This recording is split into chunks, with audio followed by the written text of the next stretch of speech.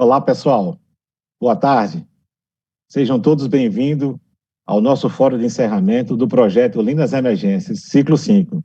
Meu nome é Emerson Medeiros, sou médico consultor do projeto Lindas Emergências e hoje, com muita honra, serei o mestre de cerimônia deste evento. Chegamos ao fim de mais um ciclo do projeto e hoje estamos aqui para celebrar os resultados alcançados por todos nós. Também nesta programação, vamos abordar temas importantes para a continuidade do projeto em sua instituição, tais como mudança organizacional, sustentabilidade do projeto e a fase de monitoramento que os hospitais aqui presentes vão iniciar.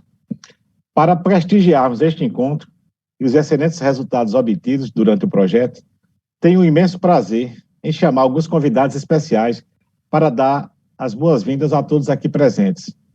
Relembro também que estão sendo adotados todos os protocolos contra o novo coronavírus naqueles que estão presencialmente lá na sede do Sírio-Libanês.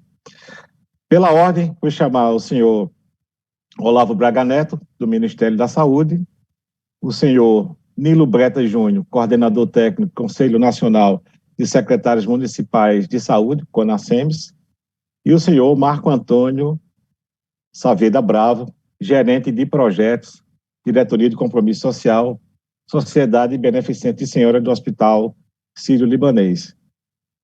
Marco Antônio, seja bem-vindo, boa tarde, a fala está contigo. Oi, boa tarde, obrigado Emerson, obrigado a todos, né?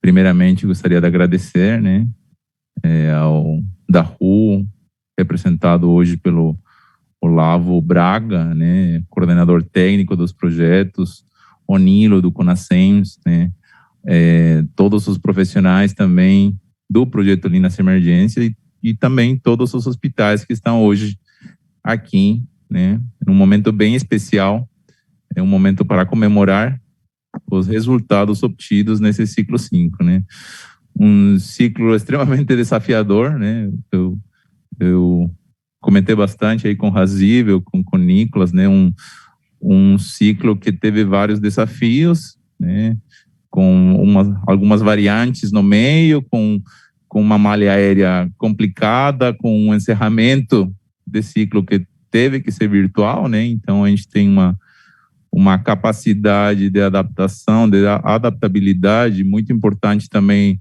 no nosso time, também em cada um dos hospitais que participou, né, a gente teve que se adaptar no meio da execução dos projetos, né, isso demonstra aí a capacidade e o profissionalismo do nosso time, né, então é realmente um momento especial, as equipes trabalharam intensamente por muitos meses, né, para que a gente conseguisse atingir esses objetivos e esses resultados que serão apresentados hoje, né, então realmente é um momento super especial e todos vocês, hospitais, e a equipe do projeto e todos os nossos parceiros também estão de parabéns por esses resultados de excelência, né?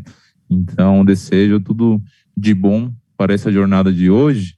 Aproveitem bastante, são números que serão apresentados que são bem ricos e que ajudarão a gente também a melhorar nos próximos ciclos. Tá bom? Muito obrigado, Emerson. Obrigado a todos. Boa tarde. Brilhantes palavras, Marco. Muito obrigado pela sua participação inicial.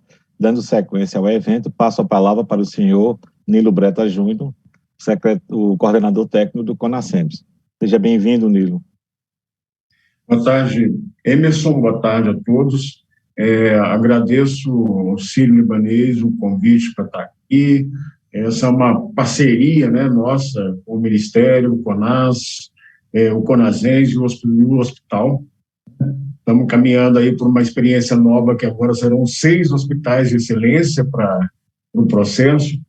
Antes de começar aqui, tinha alguns dados, a gente acompanha um projeto bem interessante, já que mostra o sucesso da experiência, então, parabéns a toda a equipe, parabéns aos hospitais, e o que nós temos, né, na verdade, o Lean, para além de um projeto, ele tem aprendizados que ajudam a gente a estar pensando a nossa política, né? A pensar a política nacional de atenção hospitalar para frente, né? Então, do futuro. Então, é muito importante, acho que a gente vai aqui hoje à tarde iniciar e, com certeza, comemorar bastante, muitas razões para comemorar esse sucesso. Obrigado. Belas palavras, senhor Nilo. Obrigado pela sua participação. Dando continuidade, agora passamos a palavra para o Olavo Braga Neto. Olavo, boa tarde, seja bem-vindo. Boa tarde, Emerson. Boa tarde a todos e todas. É uma satisfação o Daru mais uma vez estar aqui finalizando esse ciclo desse projeto tão importante, tão estratégico para o nosso departamento. Quero agradecer a toda a equipe do Sírio-Libanês, Marco, Razívio, Nicolas, que comandam esse time desse nosso projeto, ao Nilo Conazense pela essa parceria em que o Daru tem com o CONAS, com o Conazense. Eu acho que isso tem gerado um grande benefício aos projetos que hoje são executados. A gente está conseguindo interligar as ações e eu acho que isso tem um efeito muito positivo, mas em especial a vocês, todos os hospitais que participaram, que caminharam junto conosco por volta desses 6 meses. O Lean é um projeto que ele consegue se reinventar. Então, entramos no presencial, finalizamos em um online, mas na certeza que o departamento tinha de que o projeto ele daria conta, porque a equipe ela é muito boa, ela é muito competente, como o Marco falou, desde o início, em conversas, né, doutor Razif, a gente sabia do desafio que ia ser esse ciclo de hospitais, hospitais no decorrer de uma pandemia, onde muitos atendimentos Covid, e vocês deram um show. Eu sempre falo para cada um, olhe o seu, né? A gente sabe o nosso desempenho a partir de onde o Lean chegou, lá no seu hospital, até onde hoje ele está, né? Então, as taxas, ela vai de vocês. Então, assim, que continuem. O caminho, acho que hoje a gente encerra partes para o monitoramento, mas vocês têm que manter essa cultura Lean. A semente, ela já foi plantada. A quem não conseguiu atingir todos os objetivos que vocês esperavam, sabe que hoje vocês já têm todas as ferramentas, todas as estratégias para que vocês possam estar conduzindo e melhorando o atendimento do nosso usuário do SUS. Então, em nome da doutora Adriana, que não pôde estar presente, eu hoje responsável pelos projetos aqui do Daru, agradeço mais uma vez o apoio de vocês, a participação de vocês e por nos aceitarem a estar com vocês nessa caminhada. Acho que isso é o grande X da questão, é vocês abrirem as portas para o Ministério, para o Sírio, para os nossos consultores, para que a gente possa levar até vocês uma mudança de cultura, uma transformação e um melhor atendimento para o nosso usuário do SUS. Então, estou na expectativa, não vi ainda nenhum resultado, então estou aqui na expectativa para conhecer junto com vocês o que de bom tivemos nesses últimos 6 meses. Então, muito obrigado. Obrigado, Olavo, lindas palavras, você que pôde também compartilhar conosco lá no campo de batalha, assim, por assim dizer, nos hospitais. Dado a fala inicial desses 3 grandes representantes, a gente finaliza a apresentação inicial e agora convido vocês a posteriormente interagir via chat e agora a gente vai dar início à apresentação dos resultados. Convido o nosso coordenador médico do projeto Lean das Emergências, o doutor Razívio dos Reis Santos Júnior, para a apresentação dos resultados tão esperados do projeto Lean nas Emergências do ciclo 5. Razívio, boa tarde, seja bem-vindo.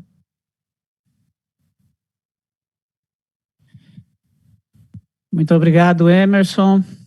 Obrigado, e gostaria de agradecer a todas as autoridades já nominadas e vamos para a apresentação dos resultados, guardados mesmo aqui as 7 chaves, né? Mas são resultados fantásticos que a gente quer compartilhar com vocês, e eu tenho certeza que todos ficarão muito felizes aí e impactados com o trabalho da equipe. Então, vamos lá. O resultado, então, do ciclo 5, o projeto Lean nas emergências é um projeto do Ministério da Saúde, é um projeto do PROAD-SUS, executado pelo Hospital Sírio-Libanês. O objetivo desse projeto, portanto, reduzir a superlotação nas urgências e emergências de hospitais públicos e filantrópicos. Nós estamos agora no ciclo 5, né, de agosto de 2021 a dezembro de 2021, finalizando agora, então, os 20 hospitais que iniciaram. Quero dizer que nós estamos finalizando com 17 hospitais que continuam participando desse ciclo. A equipe do Sírio-Libanês que interage com os hospitais nessa implementação inicial de 6 meses é sempre um médico e um especialista na metodologia Lean. A gente pretende alcançar mais 90 hospitais, até 90 hospitais agora nesse triênio, e o período, então, desse triênio agora é de 2021 até 2023. O projeto Lean, né? Lean quer dizer enxuto.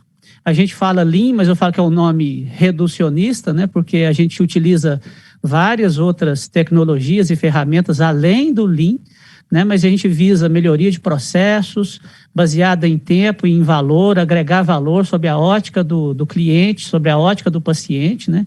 E a gente pretende, então, assegurar fluxos contínuos, eliminar desperdício e atividades de baixo valor agregado, sempre na visão do cliente, ou seja, entregar para o paciente o que ele veio buscar, sem desperdício, inclusive do recurso tempo. E utilizamos para isso também outras metodologias, como eu disse, que é a teoria de fila, a teoria das restrições, teoria da variabilidade, e utilizamos também o Huddle, o protocolo de capacidade plena, que dá esse método para redução da superlotação, para combate à superlotação dos hospitais.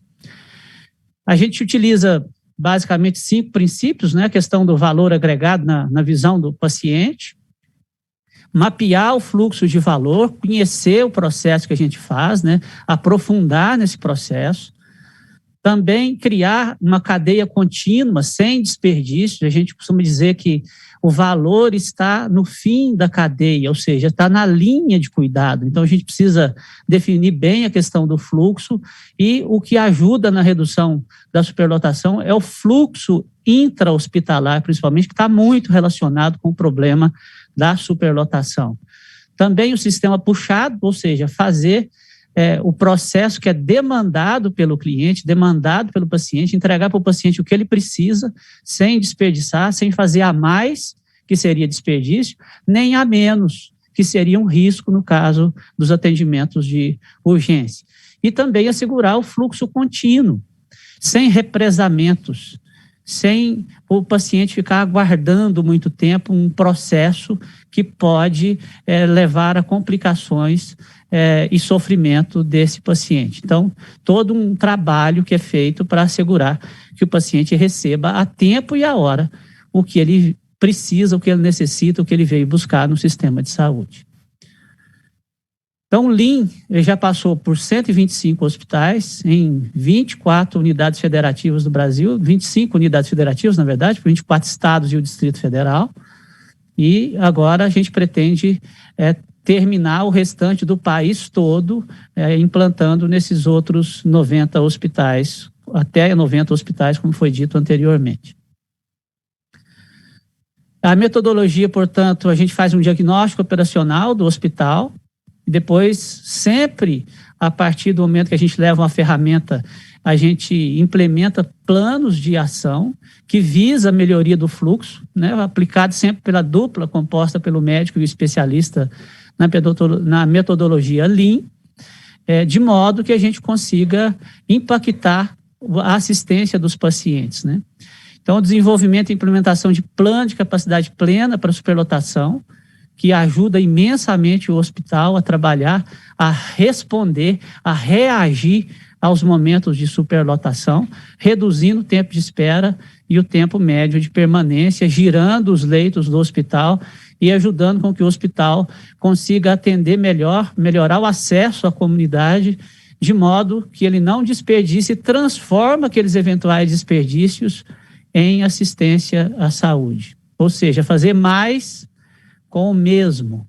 Esse é um desafio interessante. E levar ferramentas que não aumentem tanto a complexidade da gestão. Então, esse é um desafio que a equipe tem feito brilhantemente. Eu quero agradecer muito a toda a equipe do Lean, que tem conseguido ir aos hospitais e, de uma forma didática, convencer os hospitais a fazer aquilo que pode ajudar a reduzir a superlotação. Então, agradecer imensamente também todas as equipes dos 17 hospitais que estão aqui presentes conosco, que estão finalizando o ciclo, e pedir para eles, para a gente trabalhar, incentivá-los a gente manter esses resultados que foram alcançados nesse ano tão desafiador, como o Marco já mencionou.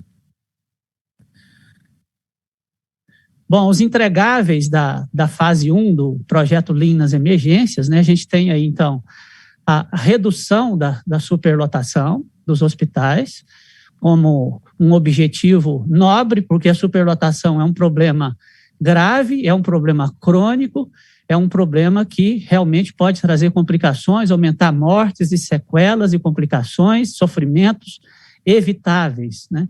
Redução do tempo de atendimento, ou seja, o porta médico. Então, da hora que o paciente chega no departamento de urgência, ou no pronto-socorro, ou na UPA, até o atendimento do médico.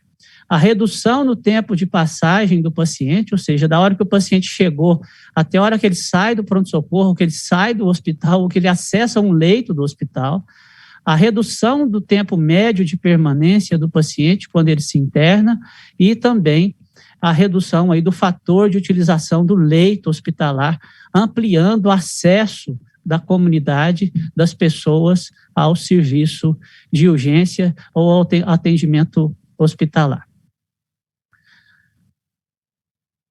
Os hospitais que participaram do ciclo 5, eu gostaria de salientar aqui, e mais uma vez, dizer da importância deles terem aceitado esse desafio, porque é um desafio imenso, em um momento ímpar, igual a gente está vivendo, um momento de pandemia, a gente conseguir, mesmo com as equipes exauridas, como a gente acompanhou, 2 anos, mais de 2 anos de pandemia, e ainda aceitaram o desafio de melhorar seus processos. Então, gostaria de louvar essa coragem dos hospitais, né, representada aí pelas suas equipes, desde o GASU até a implementação de todas as ferramentas nos hospitais, enquanto receberam a nossa equipe tão bem. Gostaria de dizer, inclusive, e agradecer a calorosa recepção que a gente tem tido nos hospitais, e como a gente é aguardado, como a gente é esperado nos hospitais, como é gostoso a gente visitar os hospitais e ser bem recebido,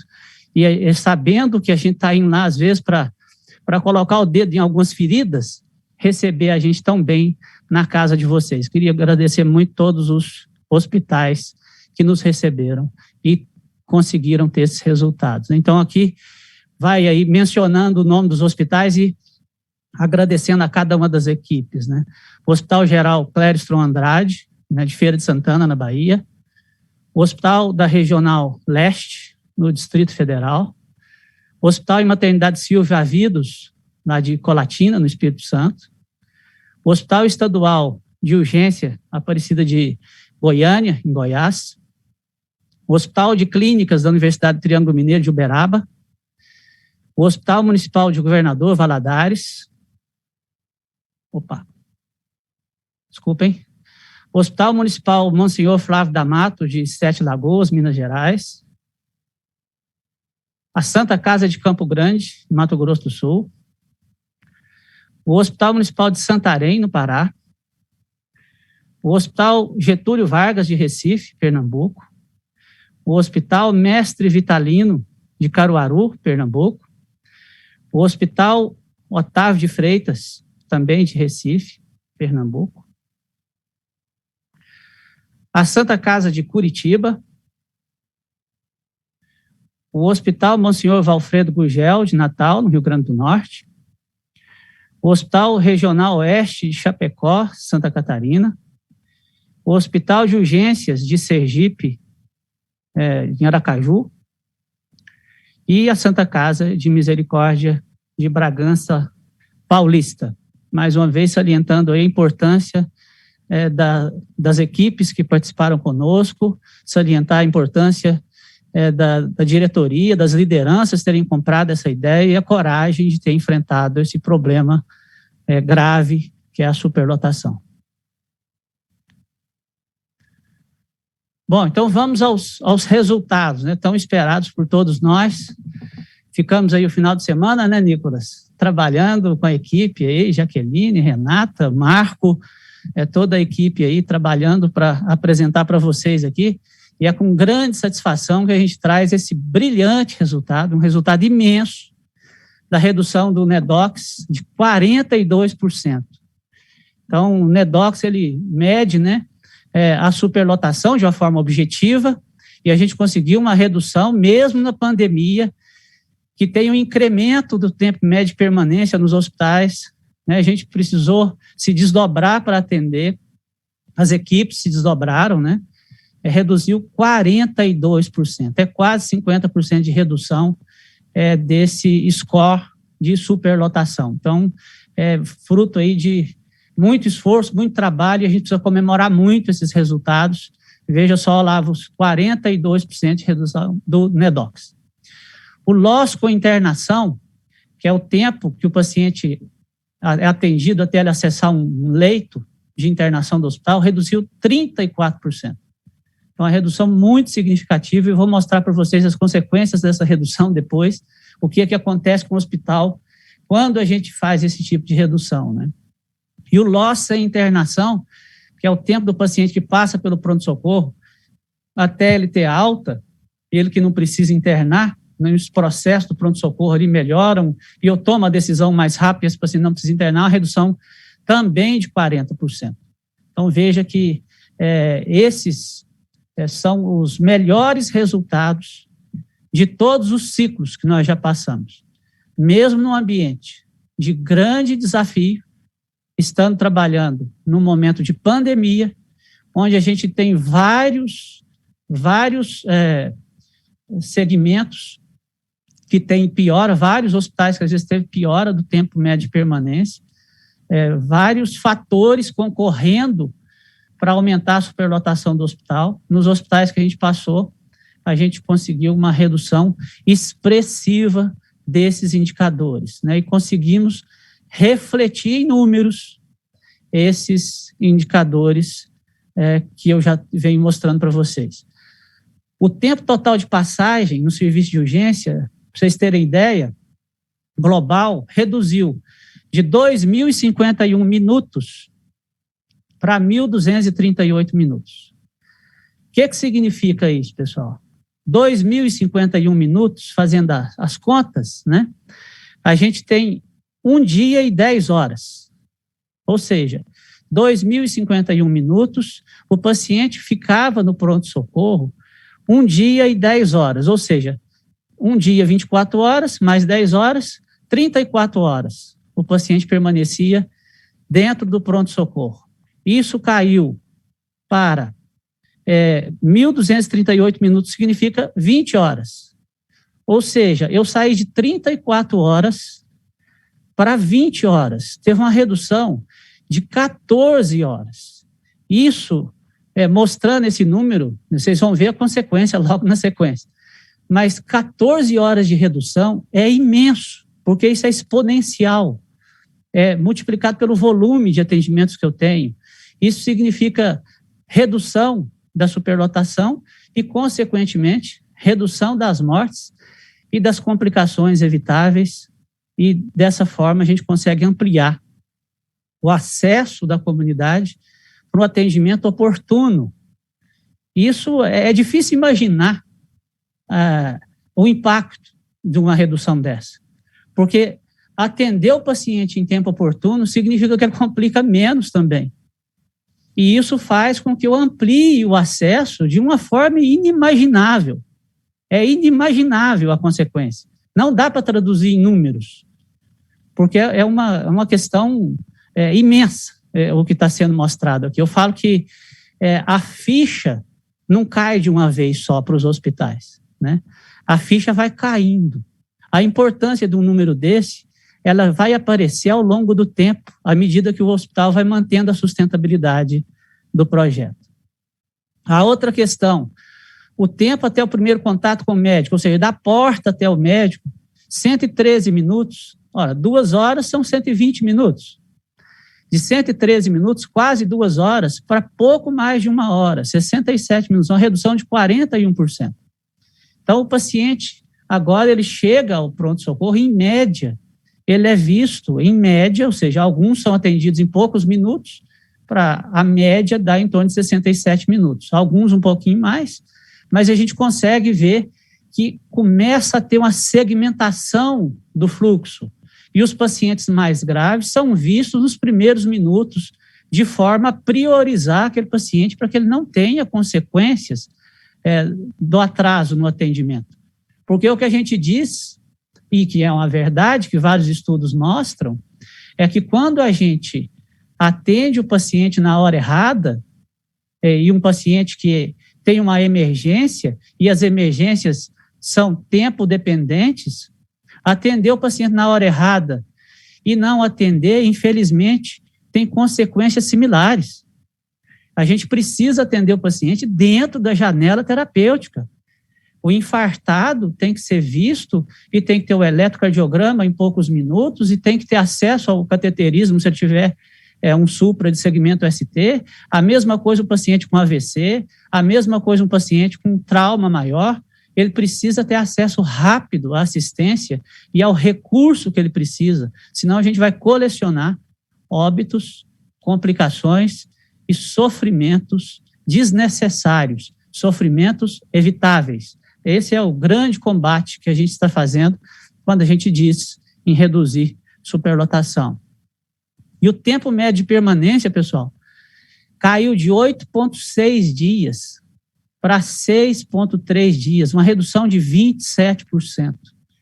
Em um momento, mais uma vez saliento, que a gente tem aumento do tempo de permanência devido à pandemia, devido às complicações daqueles pacientes que deixaram de fazer o acompanhamento das suas condições crônicas, e a gente sabe que mais de 70% da carga de doenças do país é dada por condições crônicas, e agora com a Covid-19, a gente tem uma ampliação dessa carga de doenças, e isso concorre para o aumento do tempo médio de permanência. Eu queria salientar mais uma vez que a gente conseguiu reduzir de 8,6 para 6,3, uma queda de 27%, onde uma grande parte dos hospitais aumentaram o tempo médio de permanência. Então, isso é um resultado, são resultados que a gente precisa comemorar muito, que a gente precisa salientar, é que os hospitais fizeram um grande esforço e que isso ampliou o acesso, que isso melhorou a assistência e que isso oportunizou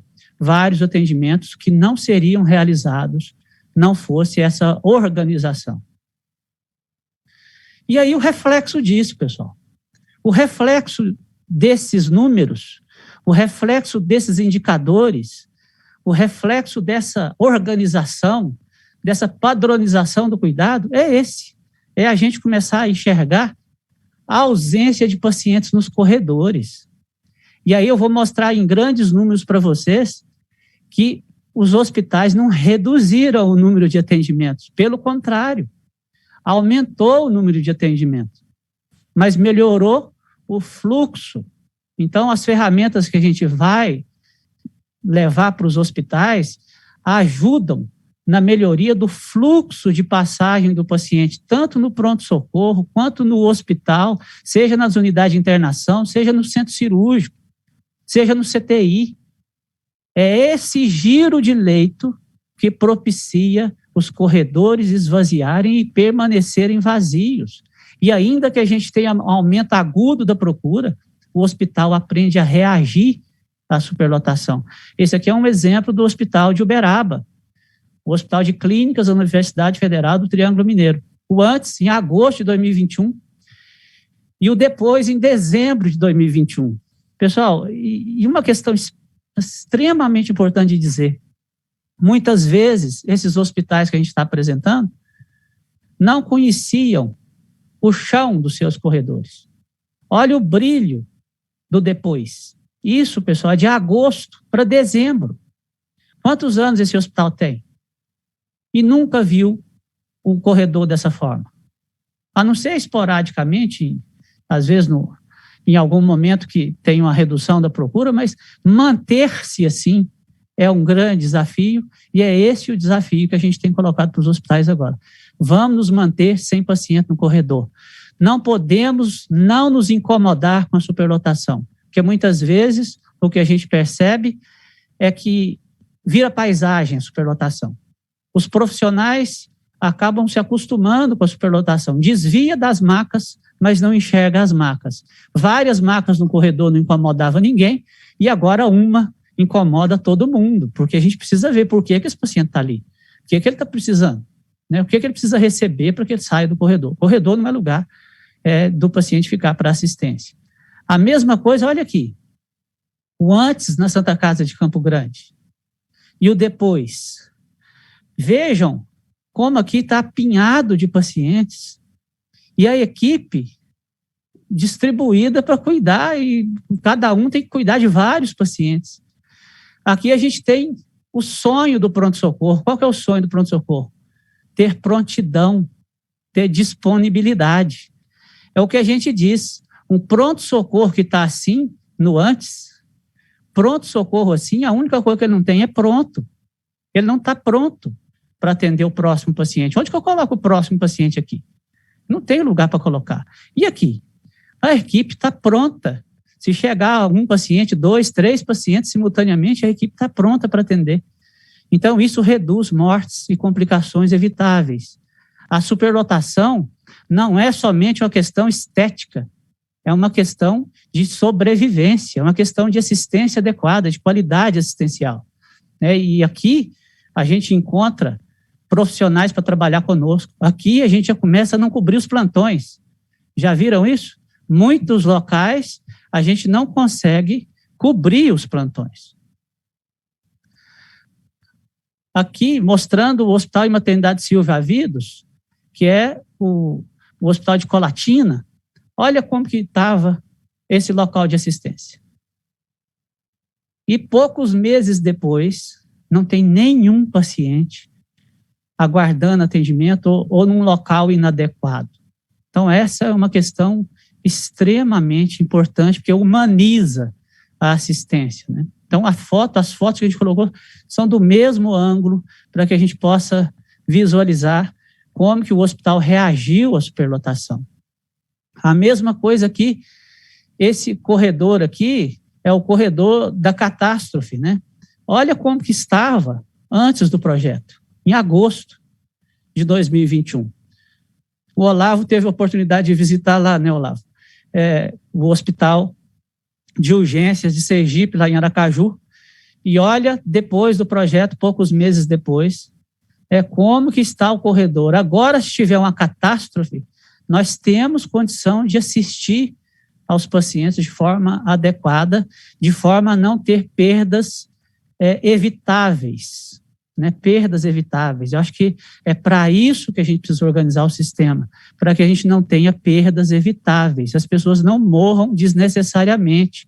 A gente sabe que algumas doenças são graves, que algum infarto, infelizmente, pode matar, que o AVC às vezes pode matar, que um trauma maior às vezes pode matar, mas nós não podemos ter dúvida.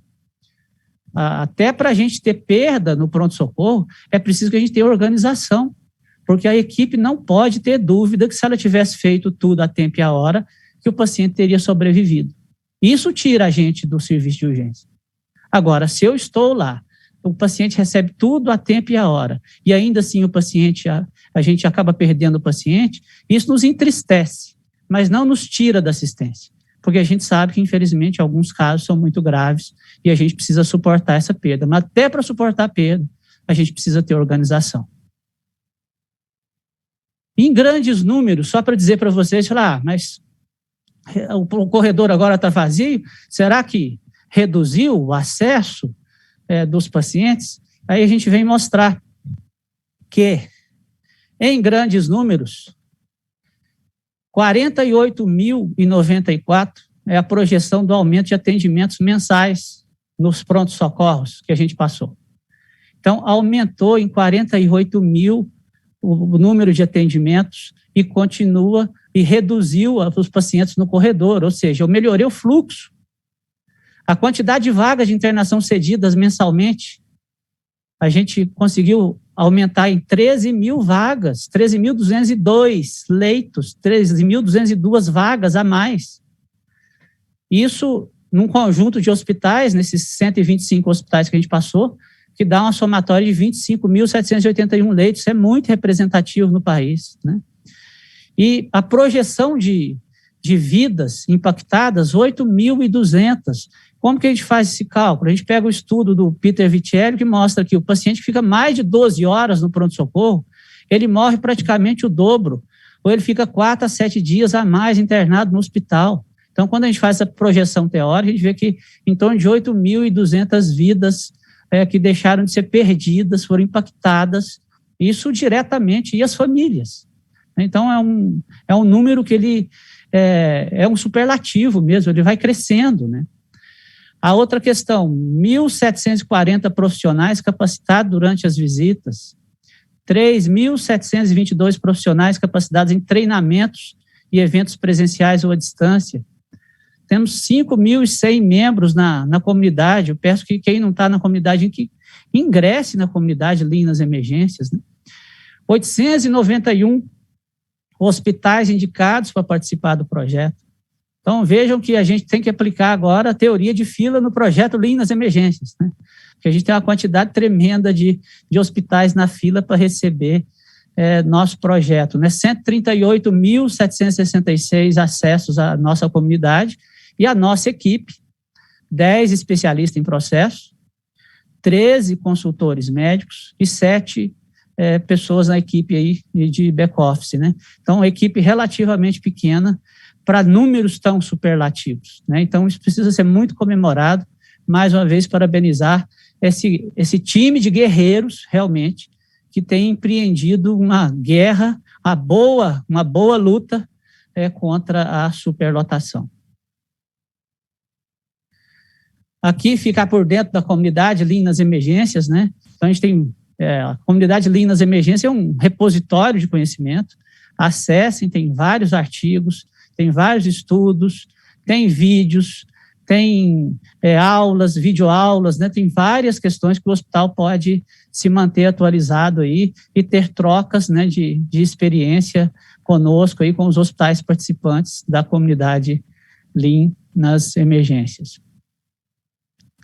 Aqui a nossa equipe Lean nas emergências, né? Esse ciclo, então, nos trouxe grandes aprendizados, a certeza de que o projeto está trilhando o caminho correto, né, deixando a marca em cada hospital que passa, mobilizando, incentivando os colaboradores desses hospitais a participar desse propósito, que é a melhoria da saúde pública do nosso país, para proporcionar melhor atendimento aos pacientes. Então, é um propósito muito nobre, melhorar o acesso das pessoas, reduzir sofrimento, humanizar o atendimento, melhorar também para os profissionais que estão lá assistindo os pacientes de forma, muitas vezes, precarizada, né, e que a gente precisa devolver a organização para o pronto-socorro, de modo que a gente valorize, inclusive, as pessoas que ali estão por vocação, para cuidar das pessoas, cuidar dos doentes, cuidar das emergências. Eu digo que, como emergencista, nós não merecemos estar estudando tanto, batalhando tanto e sermos taxados de desorganizados, que a gente está atuando num local barulhento, né, num local onde há sofrimento, onde há desleixo das pessoas, muitas vezes, onde se relativiza a gravidade dos pacientes, onde se perde vidas desnecessariamente. Nós não merecemos. A gente precisa buscar, organizar, e de forma sistêmica a gente resolver essa questão da superlotação para ajudar na assistência dos pacientes e reduzir as mortes. Agradecer imensamente nosso time, mais uma vez, e do nosso time tem as pessoas que estão na foto, que é o nosso time da equipe Lean nas emergências, tem nossa diretoria de compromisso social, que eu queria agradecer em nome da Vânia, toda a diretoria do Hospital Sírio-Libanês, a Ruth, Dr. Ganem, o Dr. Paulo Nigro, que é nosso CEO. Agradecer ao Ministério da Saúde, que sempre nos apoiou imensamente. Quantas quintas-feiras, né, Olavo? Eu, você, Adriana, Marco, Nicolas, várias pessoas da nossa equipe discute o projeto para trazer cada vez mais melhorias, implementar a melhoria contínua, o Kaizen nosso de cada dia. Então, aqui faz parte também, o CONAS, o CONASEMES fazem parte desse time, né, para que a gente possa realmente implementar todas as mudanças que são necessárias para mudar a política de urgência do nosso país e a gente realmente conseguir fazer uma assistência oportuna a todos os nossos cidadãos brasileiros. Bom, inicialmente, essa é a mensagem. Eu gostaria de agradecer a oportunidade a todos e, para dar sequência às apresentações, eu gostaria de convidar, nesse momento, o Daniel Meirelles, que é especialista em processos do projeto Lindas Emergências da Sociedade Beneficente de Senhoras, Hospital Sírio-Libanês, para falar sobre mudança organizacional. A palavra está contigo, meu caríssimo Daniel.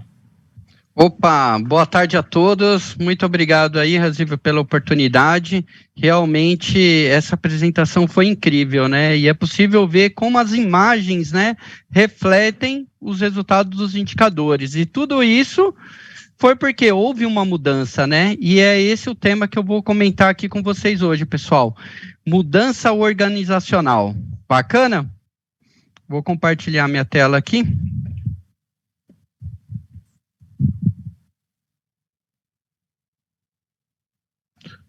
Tá todo mundo vendo minha tela? Ok, perfeito. Então vamos lá, pessoal. Mudamos. Vamos fazer uma reflexão agora, né? Essa apresentação vai ser um pouquinho mais light. Então eu acho que deve estar passando um filme na cabeça de vocês, como era o hospital antes do projeto Lindas Emergências e como ele ficou agora. Quantas competências e habilidades vocês conseguiram ao longo desse caminho, hein, pessoal? A mudança foi apenas temporária? O que é uma mudança temporária, né? Ela gera apenas um prazer. Zerei o corredor ali, bacana, ou essa mudança está sendo duradoura e consistente? Eu tenho certeza que essa mudança está sendo duradoura e consistente. Por quê? Está gerando uma realização, né? Vocês estão deixando um legado dentro dessa instituição. E para a gente é muito enriquecedor fazer e ver que vocês são o protagonista de toda essa história, né? Mas o quanto mudamos, né? A gente trabalha muito com meta, né? Como era antes e como ficou depois. Mudamos muito? Mudamos pouco? Vocês, hospitais, que todos os hospitais que participaram desse ciclo 5, com certeza vocês mudaram porque vocês tiveram uma atitude de coragem. O que é uma atitude de coragem? Desprender do velho e encarar o novo, né? Então, vocês encararam o novo, encararam todas as metodologias, porque estavam cansados, né? E como o Razível falou, né? A superlotação cansa. Então, pessoal, através essa palavra quanto, é possível a gente quantificar, né, o quanto nós mudamos. E quando você começa um processo de mudança, primeiramente a gente tem um tempo. E dentro do tempo a gente vai trabalhar conforme as nossas restrições. Então eu vou respeitar o meu orçamento, vou respeitar o quantitativo de pessoas. Então é a partir do tempo e todas as restrições que vocês se tornaram um time autogerenciável, né? Um time auto-organizado. E agora a pergunta, o projeto Lindas Emergências trouxe mudança em sua organização, em sua instituição, hospital? Pessoal, simplesmente eu iria lhe dizer que o projeto Lindas Emergências, ele apenas trouxe o conhecimento e o compartilhamento de todas as ferramentas, pois as habilidades e atitudes foram impostas por vocês. Foram vocês que colocaram a mão na massa. A gente compartilhou o conhecimento e as ferramentas. Vocês tiveram a atitude e as habilidades necessárias para fazer essa implementação. E aí, pessoal, alguém sabe me dizer aqui o que é caos? Caos é simples, se cada membro da equipe buscar um objetivo, aí está o caos, né? Por quê? Se o pronto-socorro ele tem um objetivo particular, a enfermaria tem seu objetivo, a UTI tem o dela, cada um no seu objetivo, não pensando no coletivo, o caos está implementado. Então, vocês conseguiram trabalhar de uma forma coletiva, né, envolvendo todos da equipe, e reflexo disso é o resultado. Bacana. Prosseguindo aqui, pessoal, eu trouxe aqui a síndrome da árvore de Natal, né? O dia de Natal é um dia muito bacana, onde todos, né, fazem o seu melhor, né? Fazemos a melhor comida, vestimos a melhor roupa, perdoamos a todos, ou seja, é uma mudança temporária, gera apenas um prazer, né? E o que o Lean está, através dessa mudança e através da fase de monitoramento, que a doutora Alessandra vai falar logo mais, vocês fizeram algo consistente, algo que está transformando a realidade do hospital. Mudança organizacional. O que é isso? Qual que é o objetivo dessa mudança organizacional, né? Dessa gestão de mudanças? É simples. Vou ler aqui para vocês. É aumentar as chances dos projetos e processos de transformação dentro das companhias alcançarem o sucesso. E para isso, pessoal, é preciso foco. Eu trouxe aqui um indicador chamado ROI, que é o retorno sobre investimento. Então, esse processo de gestão de mudanças é um processo muito delicado, porque eu vou estar mexendo com as pessoas e vou ter que mexer de uma forma para não impactar e não causar uma desmotivação ou um baixo engajamento da equipe. E isso tudo por quê? Porque, pessoal, mudar dói, e dói muito, não dói? Não doeu aí? Dói, é normal, a gente está saindo de um estado atual, de uma zona de conforto, para um estágio de evolução. E, pessoal, a única constante do universo, com 100% de certeza, nem a estatística vai contrariar, é que a única constante do universo é que tudo muda. Ou seja, vivemos um mundo incerto, ambíguo, complexo, o conhecido aí mundo VUCA, né? Então, é incerteza todo dia. Então, todo dia a gente precisa mudar, a gente precisa evoluir. Mas, quando começa um processo de mudança, o primeiro sentimento, eu acho que deve despertar em todos, é o medo. E o medo é bom ou é ruim? O medo, pessoal, é ótimo. Sabe por que o medo é ótimo? Se tratando de gestão de mudanças, porque eu preciso fazer um planejamento. Quando me chamaram para fazer essa apresentação, você vai falar sobre gestão de mudanças. Falei, nossa, surgiu um medo. Para eu reduzir esse medo e ter coragem, eu precisei me preparar. Então, houve um planejamento. Vocês, hospitais, inicialmente, deu certo o projeto Lean nas emergências, vamos comemorar, tal. E aí começou o processo de mudança. Aí começou a gerar aquele medinho. Isso, pessoal, faz parte. Só que o medo é bom porque isso é positivo. Eu me recordo aqui uma historinha brevemente. Eu estava em uma visita em um hospital com o meu parceiro de equipe, o Gutenberg, e a gente precisou alugar um carro, isso lá em Cascavel.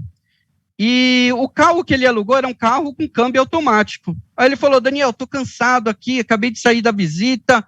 Cara, dirige aí. Aí eu olhei pro câmbio, eu falei, cara, eu nunca dirigi um carro com câmbio automático. Ele falou, nossa, Daniel, é simples. O D é drive, você vai para frente, o R é isso, dá ré.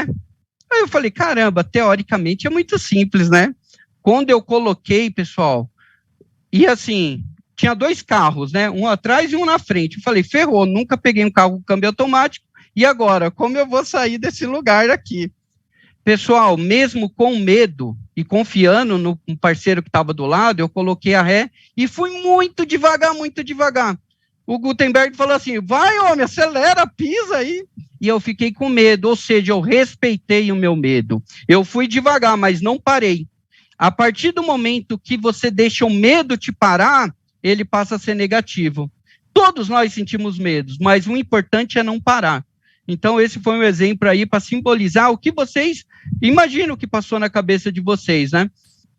Então, o fato é que quando você começa uma mudança organizacional, ela mexe com tudo, ela mexe com todas as funções do hospital, enfermeiro, médico, higienização, portaria, mexe com sistemas, mexe com processos, comportamentos, entre outros, infinito aqui. Mexe com todo o hospital. E para que essa mudança, pessoal, seja positiva, ela segue um percurso normal, né? Eu adoro a normal de Gauss, mas ela segue um percurso normal. Por quê? Inicialmente, quando você começa o ciclo de mudança, isso é mapeado, isso é verídico. Toda mudança, no início, o que ela gera? Uma negação. Putz, eu preciso mudar? E quando você muda, começa a gerar uma resistência, né? Eu dou até o exemplo do chuveiro, tá? Aquele frio, você fala, não vou tomar banho. Aí depois que você entra no chuveiro, tá quentinho, você não quer sair mais, né? Você tem uma resistência à mudança. E aí depois você começa a fazer uma reflexão. Será que é bacana a gente acabar com essa superlotação? Será que essas enfermarias estão tão ruins mesmo? Será que vale a pena essas reuniões diárias? Eu acho uma boboseira. Você começa a ter um monte de reflexão na sua cabeça. O que é isso, pessoal? Você está se sabotando. Então, isso é ruim, a gente tem que evitar isso. Mas faz parte do processo de mudança. E aí, quando você começa a ter as realizações, é quando você pega aquele teu medo e começa a implementar as ações.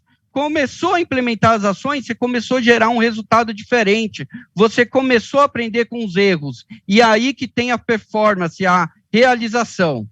Bacana? E vale um ponto aqui, a gente tem muita facilidade em adquirir hábitos ruins, né? Eu vou dormir mais 10 minutos aqui, vou chegar 5 minutos atrasado na reunião, não vou participar do huddle, não vou participar da reunião multiprofissional. São hábitos ruins. A gente tem essa facilidade de adquirir hábitos ruins. Então, a gente é escravo de hábito. Então, por que não traçar para nossas vidas e para os nossos hospitais hábitos bons? Eu vou participar das reuniões, eu vou ter uma rotina, eu vou ter um comprometimento com a meta da organização. Então, tudo isso eu posso transformar a maioria dos meus hábitos ruins em hábitos bons. Porque a gente é escravo de hábitos. Então, não porque pegar um hábito bom, né? E o processo, os benefícios da mudança organizacional. Primeiramente, é a redução dos riscos, né? Se eu tenho medo, eu faço um planejamento e, consequentemente, eu vou implementar as ações com mais cautela. Então, eu vou reduzir os riscos dessa transformação. Reduzindo o risco dessa transformação, eu vou ter as competências e habilidades necessárias para avaliar os custos, né?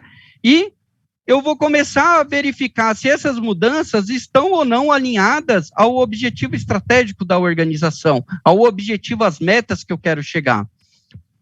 Aqui é uma frase muito bacana que ela fala o seguinte, do Luke Brandanderi: para mudar é preciso que mudemos 2 vezes. Devemos mudar não apenas as coisas, mas também o modo como vemos as coisas. E é isso, né, pessoal? Quando você começa um processo de mudança, primeiramente você tem que mudar você mesmo, né? Você tem que estar com o corpo aberto para aquela mudança, né? E aí você acaba mudando 2 vezes. E aqui, esse slide aqui eu achei muito bacana e eu comecei a refletir muito sobre ele. Olha que bacana, mudança da realidade. Então, ela requer o quê? Uma inovação e requer uma ação. Já a mudança de percepção, criatividade requer uma reflexão. Daniel, mas como assim? Né? Está um pouco confuso. Poderia simplificar aqui para a gente?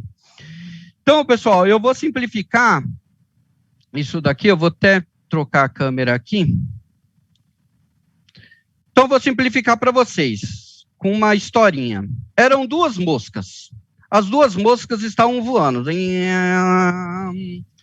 Essas 2 moscas, muita atenção, pessoal. Tinha um copo de leite. Essas 2 moscas caíram dentro do copo de leite. E essas 2 moscas começaram a se bater. Sem parar. Aí uma mosca falou para a outra: não vai dar certo, a gente vai morrer, eu não estou conseguindo. Aí a outra mosquinha falou assim: vai, amiga, continua batendo, que vai dar certo. A mosca que confiou que continuar batendo ia dar certo, o que aconteceu? Uma mosca morreu, a outra desistiu, falou, não vai dar certo, morreu. Ela está morta aqui, estão vendo a mosquinha? E a outra sobreviveu, voou. Mas por que ela voou? Porque ela bateu tanto, que o leite virou manteiga. O leite virou manteiga e ela conseguiu sair. Essa mesma mosquinha, pessoal, ela estava voando em outro lugar, e caiu dentro de um refrigerante. Estão vendo aqui as duas mosquinhas? E junto caiu outra mosquinha. Essa mosquinha que sobreviveu àquele primeiro atentado no leite, ela falou assim para outra mosca: continua batendo, amiga, vai dar certo, já deu certo comigo uma vez. Aí a outra falou: eu não, vou usar o canudinho e vou fugir pelo canudinho. O que aconteceu? A que fugiu pelo canudinho, viveu. E a que continuou batendo na água, morreu. E agora, eu pergunto para vocês, qual que é a moral dessa história, pessoal? O que vocês acham? Então é o seguinte, a moral dessa história: cada vez que temos um problema novo, precisamos utilizar soluções novas. Não podemos assumir um problema novo com soluções velhas. Bacana, né? Então só foi para você compreender esse slide de mudança da realidade e mudança da percepção, que aqui ela usou a criatividade, né? Abriu para o novo. E hoje a gente vive com essa diversidade cultural, né? Toda organização ela tem esse impacto. Por quê?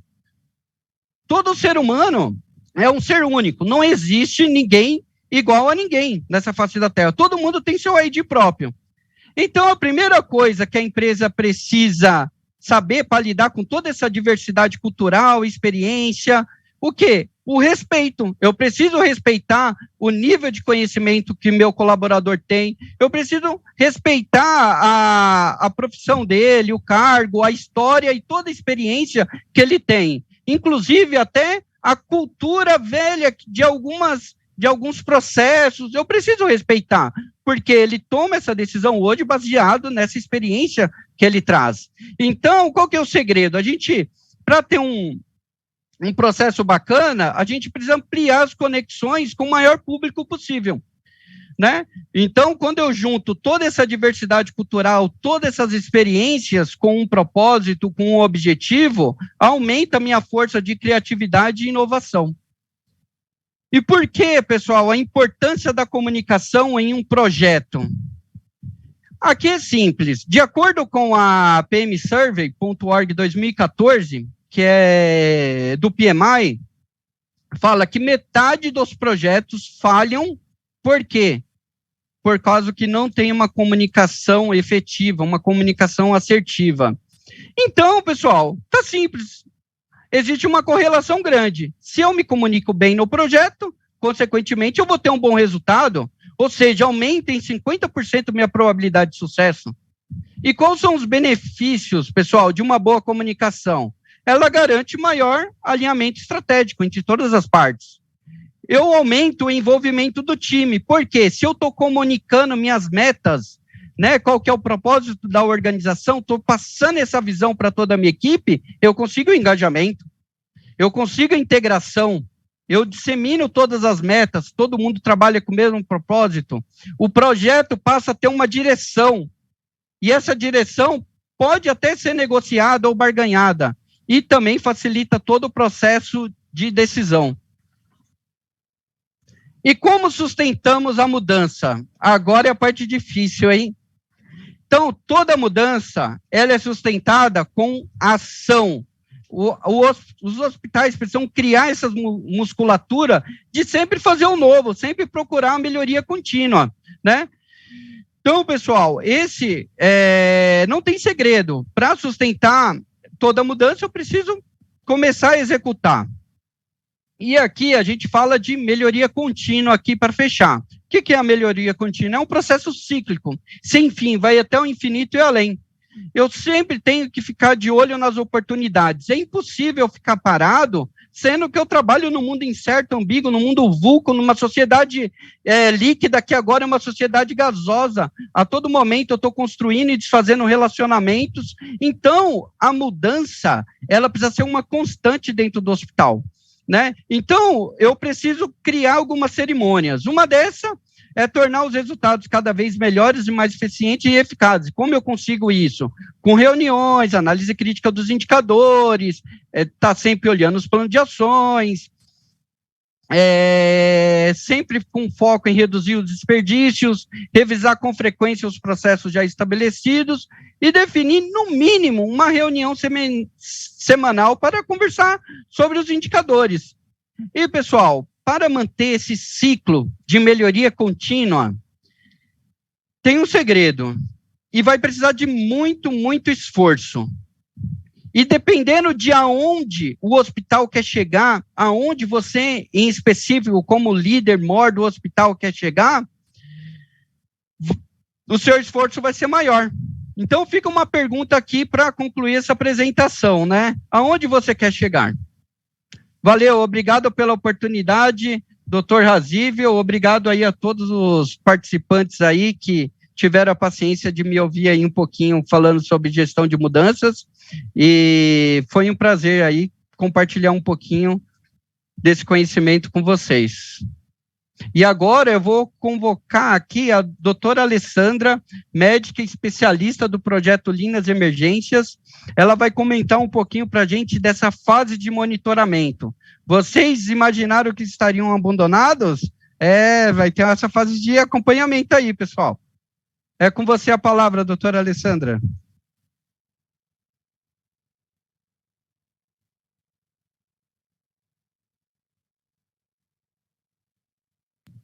Muito obrigada, Dani. É um prazer estar aqui com todos nesse encerramento do ciclo 5, um ciclo muito desafiador. A gente sentiu isso, né, com os hospitais e como time. Para mim fica até difícil falar depois do Dani. O Dani, para quem não sabe, é o nosso motivador nato, né? O Dani conosco, a gente está sempre em alegria. E ouvindo esses resultados que o Dr. Razível nos passou, não tem como a gente não se emocionar. Quem me conhece sabe, já foi uma emoção muito grande junto com nossos hospitais, de atingir os resultados que a gente conseguiu, mesmo diante de todas as adversidades, dificuldades, né? A gente, em algum momento, achou que seria um ano um pouco mais leve, mas a gente teve certeza que não. Muita insegurança, muita incerteza, o que tornou mais desafiador, mas provou que os times, né, são capazes. Eu vou falar um pouquinho, então, da fase do monitoramento remoto. Estão vendo a minha tela? Eu ousaria dizer que é uma fase tão importante quanto a fase de implementação.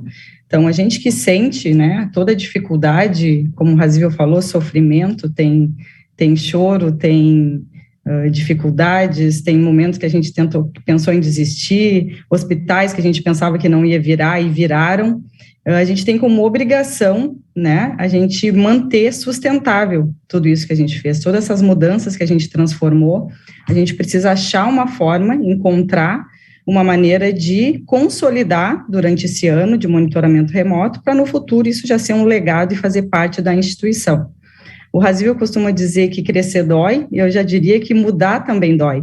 Né, a gente, muitas vezes, desaprender para reaprender é muito difícil. São muitos anos, né, a gente escuta muito nos hospitais, a gente sempre fez assim e deu certo, mas a gente precisa ter a humildade de entender que, muitas vezes, a forma que a gente faz há muitos anos não é a melhor. Né, e isso a gente precisa de muita coragem para entender que a gente pode, de fato, fazer melhor. Então, vou falar um pouquinho de como vai funcionar essa fase de monitoramento e, obviamente, que no nosso primeiro encontro com os hospitais, a gente vai poder dar mais detalhes sobre isso.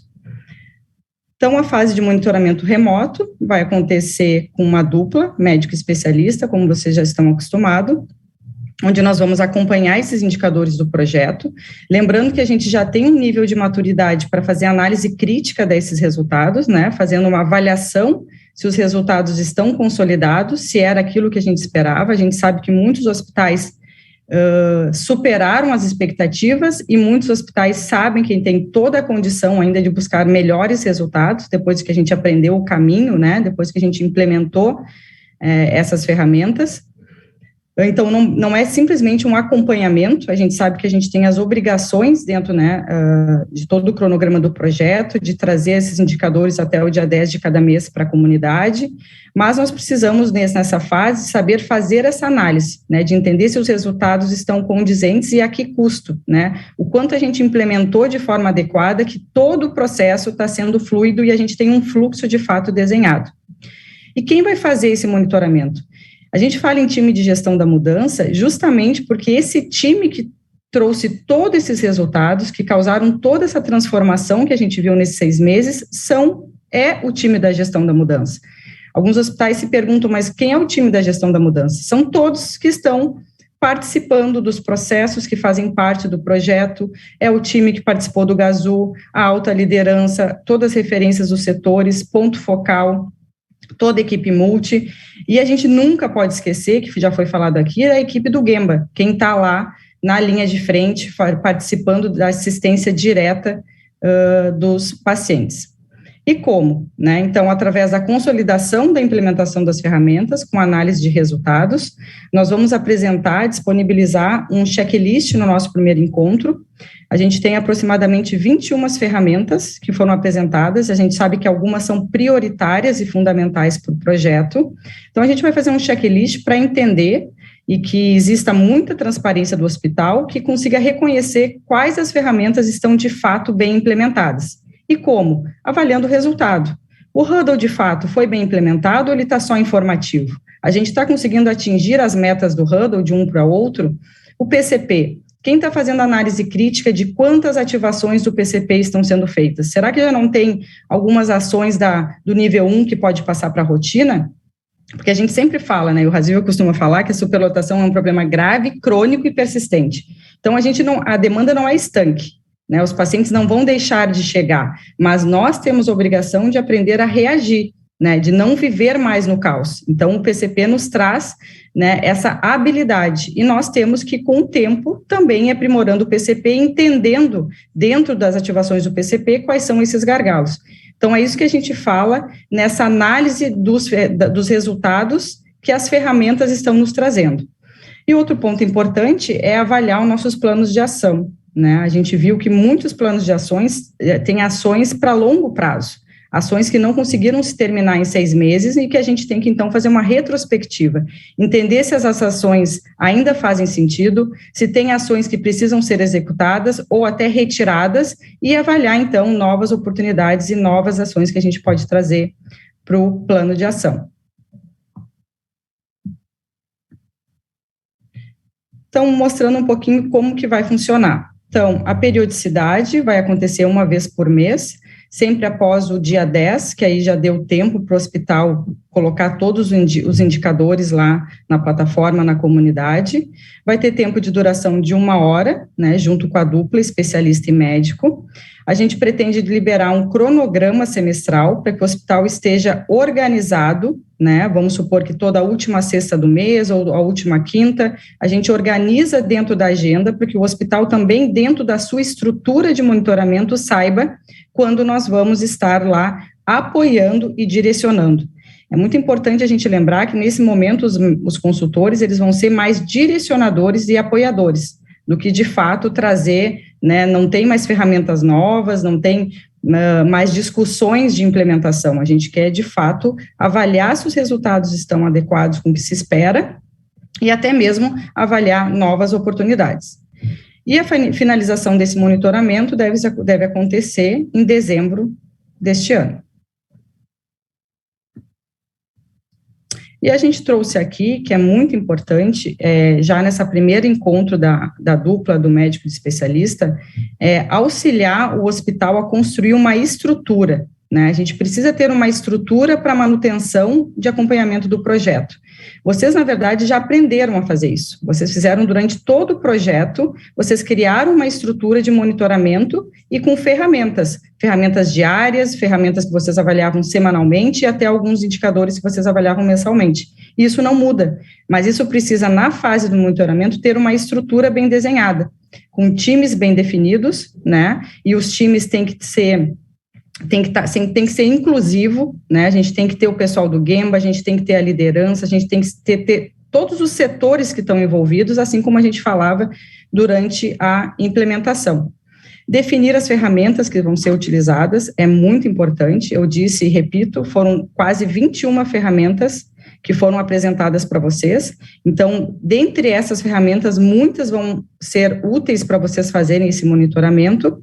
Definir uma metodologia, né, o que a metodologia traz? Uma sistematização desse acompanhamento, para garantir que tudo que eu planejei seja executado, né, de uma forma adequada. Dentro dessa estrutura e dessa metodologia, a gente vai estabelecer rotinas de cronograma. A gente sabe que tem indicadores que são diários, a gente não pode esquecer disso. O próprio Huddle, o próprio PCP, né, ele está diariamente nos acompanhando, isso não pode se perder. Um cronograma semanal, né, a gente já tinha um cronograma previsto dentro da instituição, de 15 em 15 dias nós estávamos presenciais, e tinha ainda uma intervisita. Então, vocês precisam, dentro da agenda de vocês, semanalmente, também ter esse momento. A gente brinca que até os espaços Lean que criaram, que se mantenham, né? Que os lugares que vocês estão expondo materiais, indicadores, tudo isso ajuda a comunicação, né? Para que não tenha essa sensação de que a gente saiu presencialmente do hospital e o projeto saiu junto. Então, tudo que melhora a comunicação, que melhora a disseminação do projeto, e às vezes a gente sai, e aí o hospital se dá conta que precisa aprimorar na enfermaria, que precisa chegar melhor na UTI. Então, tudo isso no monitoramento é a hora da gente entender e fazer uma retrospectiva de onde o projeto chegou e de onde ele ainda pode chegar e trazer ainda mais outras melhorias, né?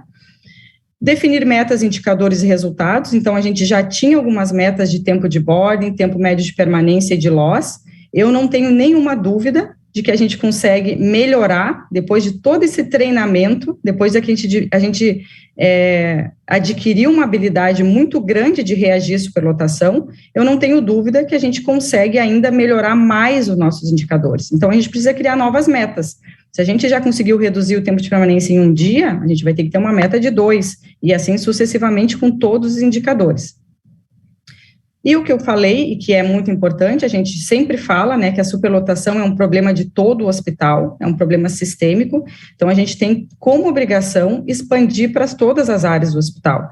E a gente sabe que a gente não vai conseguir resolver o problema de superlotação se a gente não tiver todos os setores envolvidos. Muito importante lembrar que também o hospital que não conseguir, né, manter esse cronograma de indicadores mensais que estiverem sendo alimentado, que a gente percebe que não está conseguindo sustentar, ele pode vir a ser convidado a se retirar do projeto. Mas a mensagem mais importante é trazer, de fato, o quanto é importante a gente valorizar todo o esforço que o nosso time fez, o quanto doeu essa mudança para acontecer, o quanto ela foi útil. A gente se emociona em ver no final do projeto aqueles lá do início que falavam, mas não tem como, é impossível, a gente vive naquele caos e nunca mudou, não vai ser agora que vai mudar. E quando termina o projeto e vem um desses e nos dá um abraço e diz, eu não acreditei, mas eu estou estarrecido com os resultados, eu não acredito que eu estou num ambiente hoje completamente saudável trabalhando em relação ao que iniciou, isso nos dá um orgulho muito grande. E a gente tem certeza que a gente pode melhorar a assistência dos nossos pacientes, mesmo com alta demanda, que a gente pode melhorar a segurança do paciente, e vocês provaram isso, né? E a gente fica esperando esse momento para poder olhar para vocês e perguntar, valeu ou não valeu a pena? Vocês conseguiram, embora todas as dificuldades? E a resposta são esses resultados que a gente teve aqui hoje, individualmente por cada hospital. O meu recado é esse, e que vocês tenham muita certeza de que o monitoramento vai ser fundamental para a gente sustentar todos esses resultados e, de fato, fazer valer a pena e, quem sabe, aí ser elegível para o Lean fase 2, né? Aqueles hospitais que tiverem todo o sucesso aí no monitoramento e quiserem se candidatar, esse é um dos quesitos, né? A gente ter conseguido sustentar o que foi implementado no Lean fase 1. Muito obrigado. Obrigado, doutora Alexandra. Parabéns pela fala, fantástico. Eu acho que esse é um recado extremamente importante que a gente precisa dar para os hospitais. São inovações aí desse ciclo, né, que a gente vem trazendo, né, inovando o método que veio trazido aí pelo Dr. Welfni, que coordenou o projeto até o 4º ciclo, e agora a gente ousando trazer mais ferramentas, mais inovação, né, para complementar o que tão brilhantemente ele já havia trazido, né. Essa análise crítica dos dados é uma inovação nossa agora, que os hospitais precisam fazer no monitoramento, né. As intervisitas já foi uma inovação desse ciclo também. O monitoramento do ciclo anterior também foi uma inovação, né.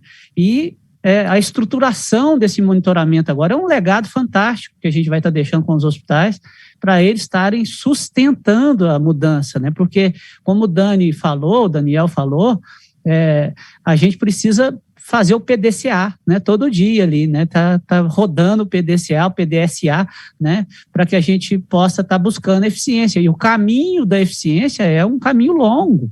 É um caminho que precisa ser trilhado ao longo do tempo, né? Esses fóruns que a gente está trazendo aqui agora também, né, que a gente está finalizando o projeto, também é a inovação desse ciclo, né? Então, são várias questões. O fase 2, que é o ciclo 1 do fase 2, também é a inovação desse ciclo agora. Então, tem uma série de questões. A finalização remota foi também uma inovação, né? Então, a gente está crescendo, está inovando, está buscando a melhoria contínua, está se adaptando, né? E incentivando os hospitais a fazerem isso também, a mudar para melhor, a sair da mesmice ali, as coisas que estão fazendo bem, continuem fazendo, e eles estão fazendo muita coisa boa, né? E a gente ir estruturando e melhorando cada dia os hospitais. Parabenizar o Dani, viu, Dani? Parabéns, eu aprendo muito e me divirto com as suas metáforas, e tenho certeza que muita gente se divertiu aí com as metáforas também e aprendeu, porque é interessante que fixa. As pessoas fixam quando você faz algum tipo de metáfora, algum tipo de comparação, e isso as pessoas levam ao longo da vida, né? As pessoas fixam essa questão e conseguem implantar ali. Então, parabéns aí pela sua apresentação, pela pureza, né, que você fala, né, pela simplicidade que você expressa, e eu tenho certeza que isso vai deixar também um legado aí com as pessoas. Queria convidar também para participar dessa mesa de discussão aqui, o Nilo, né, que é do Conasems, o Olavo, que está presente conosco ainda na reunião. Agradeço, Olavo, você se organizar por estar participando com a gente o tempo todo aqui, e convidar também aqui o Marco, que é o nosso gerente de projeto aqui, e o Nicolas, que é o coordenador do projeto aqui do compromisso, da diretoria de compromisso social, para estarem compondo essa mesa e trazendo alguma discussão, algum questionamento. Olavo, Nilo, se quiserem trazer alguma questão, alguma colaboração, algum comentário, estejam à vontade. O Nilo levantou a mão ali. Nilo, por favor. Então, fantástico, né? Muito bom, é muito bom ver isso, né? Isso dá um gás para a gente que está na gestão do SUS, muito importante, né? Eu comecei muito com a diretoria do Conasems, a gente tem acompanhado os processos. Falei anteriormente que a gente tem expectativas, né? Esses resultados para a discussão da política nacional, né? O impacto que dá, o aumento da capacidade, com toda certeza o maior atendimento à população. Isso requer, inclusive, que a gente repense o nosso mecanismo de gestão, né? E participe do SUS, e nesse sentido, futuro, né? Precisamos repensar nossas formas de políticas, são muito estáticas, né? Elas demoram muito a mudar, né? A gente trabalha com gestão eu trabalho com gestão há mais de 32 anos, né? No auge aqui dos meus 60, fui precoce, comecei como secretário aos 27 anos de idade, mas, enfim, trabalhar a mudança o tempo todo, é necessário trabalhar isso, com toda a dificuldade que eu tenho certeza que cada um dos pais passou, afinal de contas, mudança são pessoas, né? Processos de trabalho de pessoas que precisam integrar, de ser discutidos, enfim, em conjunto, reformatados, enfim, então isso é muito complexo, com certeza, faz tudo que foi mostrado aqui pelo Daniel e pela equipe colocado, o quanto difícil né, mexer com a organização. Tem o luxo, né, de já começar com um processo de monitoramento. Isso é muito fantástico, pensado, de apoio para isso. A gente sempre trabalha com planejamento a vida inteira, né, na minha área, e aí, assim, normalmente os nossos capítulos da saúde, na hora do planejamento, ele vem, assim, toda a questão do planejamento, as teorias, os processos, e aí, na última página, vem lá monitoramento e avaliação, e pronto, acabou, e nunca mais se fala disso, os nossos manuais, né? Então, é importante isso, ter uma prática, PDCA, né? A gente vem trabalhando, quando às vezes vem trabalhando com os COSENs, num PDCA contínuo, é um processo difícil mesmo, mas ele é necessário, né? A gente nunca vai deixar de mudar, né? Nunca vai deixar de aprender e nunca vai deixar de mudar, eu tenho certeza disso, né? Então é isso, tá de parabéns todo mundo. Acho que o desafio vai para a melhoria do hospital, mas como eu falei inicialmente, junto com o Ministério CONAS, a gente está coordenando uma ação agora, né, do Lean, envolvendo todos os hospitais de excelência, né, envolvendo os projetos em todos os hospitais. A gente tem certeza de que isso extrapola o ambiente hospitalar, afinal de contas, a gente está mexendo com a organização da rede de atenção, né? Temos outro projeto, né? Nós temos buscado sinergia dos projetos PROAD, todos, né, para atuar no território, atuar junto à região, no sentido de que a gente organize a rede de uma forma melhor, com uma filosofia melhor, que a rede de saúde, né, de atenção à saúde. Eu tenho certeza que cada um desses hospitais tem muito papel, tem um papel muito importante de cumprir no SUS e na região onde ele está. É isso, e parabéns a todo mundo. Obrigado, Nilo. Olá, você gostaria de fazer alguma consideração, algum comentário, por gentileza? Oi, não, é só parabenizar mesmo a todos, ao Daniel e a Alexandre pela excelente fala e aos hospitais pelos resultados, né? Quando você olha de 8 para 6, é menos 2 dias, né? É vida, né? Que o projeto é devolver esse paciente para a família dele, né? Acho que esse é o nosso grande desejo quando a gente entra dentro daquele hospital. Eu visitei alguns hospitais desde o início, do qual eu tenho acompanhado, e às vezes a gente chega assim e fala assim, nossa, isso aqui não vai dar certo. Não, isso aqui não vai dar certo. E aí, quando você vem, você é surpreendido, né? Então, acho que a palavra para mim hoje é uma grata surpresa de um ciclo em que, como eu falei no início, a gente sabia que era um ciclo que ele ia ser bastante difícil, mas em que a entrega ela veio como entrega de um grande legado que a gente deixa para o SUS, para os nossos usuários. Uma coisa que eu sempre falo, que eu tenho falado, é que o Lean, ele está quase chegando num ponto, Nilo, de que é aquilo que você falou, essa conversa com a rede, ela vai ter que se juntar, porque senão a coisa ela não vai fluir. E eu acho que a chegada dos novos hospitais que estão vindo para a colaborativa BP e o Moinhos, e os demais projetos que hoje eles estão acontecendo com o CONAS e com o CONASENS, dessa conversa de rede, eu acho que é um início de um processo, e que eu acho que é um processo que é um desejo de todos, do Ministério, do CONAS, do CONASENS, mas acho que principalmente do hospital que está lá na ponta, né, porque eu já escutei muitos dos hospitais, eles falam, não, eu estou resolvendo meu problema aqui, mas tem uma UPA, tem uma UBS ali do lado que ela não me ajuda. Então, eu acho que é uma maturidade que a gente consegue, que a gente adquire diante desse projeto, que ele é fantástico, assim. De todos os projetos que a gente tem, ele é um projeto que ele consegue entregar em 6 meses dados sensacionais, você ter de 2.000 minutos para 1.200, né, o 113 para 67, o tempo até você chegar ao médico, né, DOCS 42%, LOS sem internação, com internação 34% e sem internação 40%, eu acho que tá todo mundo de parabéns mesmo, assim. O meu desejo é que vocês utilizem a motivação do Daniel e foquem no monitoramento da Alessandra, que eu acho que aí o projeto de vocês ele vai fluir, e o do desejo de vocês que pedem todas as vezes nos e-mails para participarem do ciclo 2, a gente vai ter um real cenário daquele hospital que desempenhou, que não deixou que o projeto perdesse um pouco do foco, porque a gente não pode ficar com vocês a vida toda, né?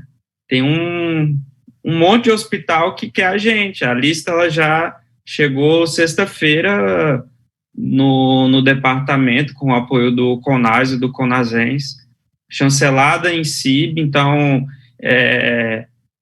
a gente precisa ir para eles, e você já tem a maturidade, você já tem as ferramentas, e você já tem todo o leque de opções para que vocês possam continuar e continuar transformando a vida das pessoas. Então, parabéns, Razível, a você, o comandante desse barco aí do Lean, nesse percurso, qual trocamos muitas figurinhas mesmo. Quantas quintas, de fato, nos reunimos em reuniões rápidas, mas em reuniões para que pudéssemos resgatar aquele que estava saindo um pouco do trilho, e também para conhecer aqueles que estavam indo muito bem. Então, parabéns para todos. Aos que não conseguiram concluir, eu acho que isso não tenham como é um momento, eu sempre considero assim como um momento. Talvez o momento hoje do hospital que não conseguiu concluir, não era o momento dele estar no Lean, mas as portas do Ministério, elas estão sempre abertas, para que no momento certo, no momento oportuno, todos possam ter essa maturidade de conseguir e de mudar a cultura, né, sem gastar R$1. Eu acho que isso é fundamental. Então, parabéns para todos vocês. Eu fico muito feliz. O Lean foi o primeiro projeto que me acolheu dentro do departamento. Eu conheci PROAD por meio do Lean, por meio desse time aí que me acolheu e que me fez aprender mais, me fez me debruçar, tanto que hoje a linha do meu mestrado ela é em Lean Healthcare. Então eu sou um fã do projeto, da metodologia e de todos vocês. Então, parabéns, fica aqui o nosso agradecimento a todos vocês. Obrigado. Obrigado, Olavo, pelas palavras carinhosas e verdadeiras, né? E, assim, fica muito feliz também com a sua cooperação. Crescemos muito com o convívio contigo, né? O projeto cresceu muito, o projeto nasceu e cresceu com seu apoio aí. Seu apoio foi fundamental para a gente estar alcançando os resultados que a gente alcançou. Porque quando o bicho estava pegando, a gente falava assim: Olavo, visita o hospital para a gente, por favor, ajuda a gente, vamos lá, vamos mobilizar secretarias, né, secretarias estaduais, muitas vezes, secretarias municipais, para que a gente possa ter a cooperação e envolvimento de todos ali, e os resultados que a gente está entregando agora, muito se deve ao envolvimento seu, envolvimento do Ministério da Saúde, da Adriana, inclusive na seleção dos hospitais, né? A gente chegava, às vezes a Adriana falava: mas esse hospital está superlotado? Está muito superlotado, então é nesse que nós queremos ir. É nesse que nós vamos, então. E a gente chegar para a equipe, e a equipe ter também assumido essa coragem de ir para aquele hospital superlotado, né? Então, né, Emerson? O Emerson é nosso mestre de cerimônia hoje, que é grande amigo, foi para hospitais difíceis, para hospitais desafiadores, né? Todas as pessoas foram para locais que, assim, não tinha vida fácil, né? Não tinha vida fácil. Esse ciclo foi um ciclo extremamente desafiador, mas a vitória é do tamanho do desafio. né? A vitória nossa que nós estamos entregando hoje é assim, é de encher o peito, né? É da gente estufar o peito e falar assim, puxa vida, dá certo mesmo, esse método é potente. O hospital querendo, a gente faz, as coisas acontecem. Bom, quero agradecer mais uma vez, Olavo, o Ministério da Saúde, a Adriana, nosso carinho, nosso respeito, né? E convidar o Marco, o Nicolas aqui também para os seus comentários, por gentileza. Boa tarde, pessoal. É uma felicidade tremenda participar dessa fase, né? Não é o fim do projeto, e sim o fim de uma etapa, né? Do projeto, né? O projeto não acaba e a gente torce muito e deseja que realmente não acabe, né? Que os hospitais aqui presentes continuem se esforçando, investindo forças junto com as suas equipes para sustentar esses resultados. Eu digo que, na verdade, o projeto começa agora, né? Então, nós fizemos o nosso papel como consultoras de levar conhecimento, de levar as ferramentas, boas práticas, todo o conhecimento que nós adquirimos em outros hospitais, desde o ciclo zero, né? Então, são quase 4 anos de estrada, né? Um longo percurso, onde nós tivemos grandes êxitos aí. E vocês, por incrível que pareça, são o maior agora de todos, né? Então, é o ciclo que nós obtivemos os maiores resultados, né? Então, isso é grandioso, considerando a fase, inclusive, em que a saúde nacional se encontra, né? Perante a pandemia. Então, assim, é só um recado bem rápido mesmo. As apresentações de todos vocês foram maravilhosas. Quero parabenizar o Dr. Razível, Daniel, a doutora Alexandra, pelas apresentações. E reforçar que os hospitais continuem contando conosco, apesar de agora a gente estar aos poucos aparando o nosso cordão umbilical para que vocês prossigam, né? Nós seguimos aí com vocês na fase de monitoramento, com no mínimo uma interação mensal até o final do ano. Então, o que vocês precisarem, contem conosco. É isso. Muito obrigado e parabéns aí pelos resultados. Obrigado, Nicolas. A guisa do Conde de Fadas, né, Daniel, com suas metáforas aí, eu falo que o "e viveram felizes para sempre" começa agora. Começa com o casamento. O casamento com linha acabou de acontecer, né? E agora vem o "viveram felizes para sempre", que é a gente trabalhar o monitoramento, né, trabalhar o PDSA. A gente está cuidando da questão da superlotação, porque se a gente cochilar, o hospital superlota de novo. Então, é preciso que a gente tenha todo esse cuidado, né, como diz a doutora Alexandra, todo esse esforço que foi feito agora não seja perdido, a gente não retroagir. Nós não podemos aceitar voltar como era antes. O hospital não pode aceitar, não deve aceitar de forma nenhuma, porque é um esforço muito grande sair da inércia e fazer essa mudança que foi feita. Parabéns a todos os hospitais. Eu vou retornar a palavra para o nosso mestre de cerimônia, doutor Emerson. Doutor Emerson, a palavra é sua novamente. Muito obrigado pela contribuição. Parabéns pela condução da reunião, meu caro. Muito obrigado pelas palavras elogiosas, doutor Razível. Eu gostaria de agradecer imensamente a apresentação da Vossa Senhoria, da doutora Alexandre e do Daniel. Foram sensacionais.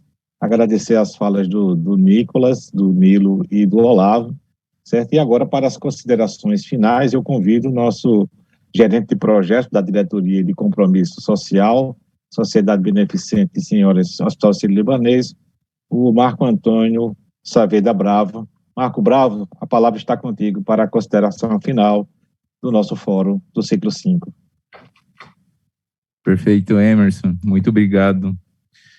São vários os sentimentos e as emoções do dia de hoje, né? Vejo na cara da doutora Alexandra, do doutor Razível, Nicolas, a equipe que eu estou conseguindo ver aqui, é realmente emocionante, né? Um trabalho, como foi comentado, como foi dito, né? Com muito propósito, né? Sair semanalmente de casa, ficando horas no aeroporto, deixando famílias, cachorro, famílias, né, para um propósito nobre que é ajudar os hospitais públicos e para o aprimoramento do SUS, né? Então, é realmente especial e eu estou muito feliz pelo resultado, muito, porque são vários desafios e ainda assim a gente conseguiu atingir o melhor resultado desde 2017, né, quando a gente começou num piloto, onde éramos 6 consultores, 3 médicos, 3 especialistas, Dr. Welfany, e a gente começou a estruturar um projeto com um pouco mais de metodologia, um pouco mais robusto, com uma musculatura que aos poucos foi se estruturando até chegar hoje a um projeto que virou referência nacional, né? E aí, para você, Nilo, para o Ministério, está o desafio aí, né, dessa sinergia, né, de trabalhar projetos estruturantes, né, trabalhar projetos que de fato impactem na população, né, que impactem o dia a dia do paciente, né. Então, realmente, a questão da rede, da integração é o presente e futuro, né. E nesse sentido, né, agora a gente começa um novo desafio, que é aumentar a escala, né, através da incorporação de 2 hospitais de excelência, aí, que é o Beneficente Português, né, ABP, junto com o Hospital Moinhos de Ventos de Porto Alegre. Então, seremos 3 hospitais para aumentar a capilaridade para chegar a outros lugares do Brasil, né? Então, realmente, o desafio é esse, né? Então, como aumentar o volume, a escala, mas manter a qualidade, que é uma característica que tem o projeto, né? Então, até para os hospitais aí que estão participando, saibam que internamente as equipes que estão aqui, que talvez não ficam viajando, continuamos pensando em estratégias para manter o padrão, né?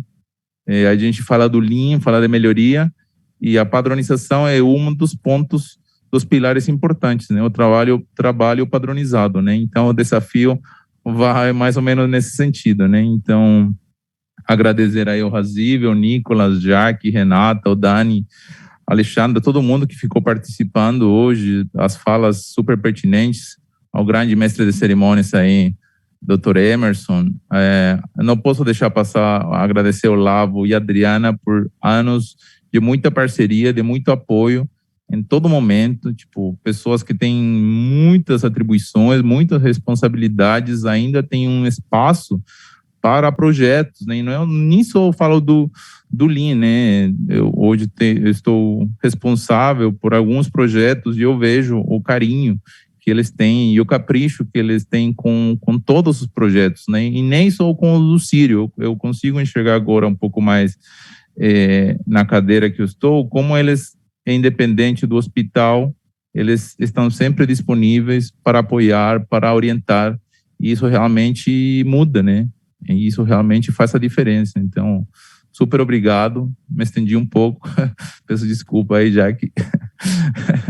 Mas é isso, foi um dia muito, muito rico, muito alegre. Eu estou encerrando aqui muito feliz e emocionado também pelos resultados, tá? Uma mensagem, senão a Jaque vai brigar comigo, né? Esse fórum, ele vai ficar disponível, tá? Na nossa comunidade e também no YouTube, no canal do projeto, tá? Para quem perdeu, não conseguiu, né? E eu acho que é isso. É isso, pessoal. Muito obrigado. Boa tarde a todos. Boa semana e obrigado pela participação. Tá bom? Obrigado, Marco, pelas suas considerações finais. Com a sua felicidade, eu enxergo que o projeto Lean nas Emergências é um sucesso crescente, convivendo e compartilhando, que é nosso lema. A gente hoje teve uma grande tarde e pôde expressar esses bons resultados. Até o próximo evento. Obrigado a todos.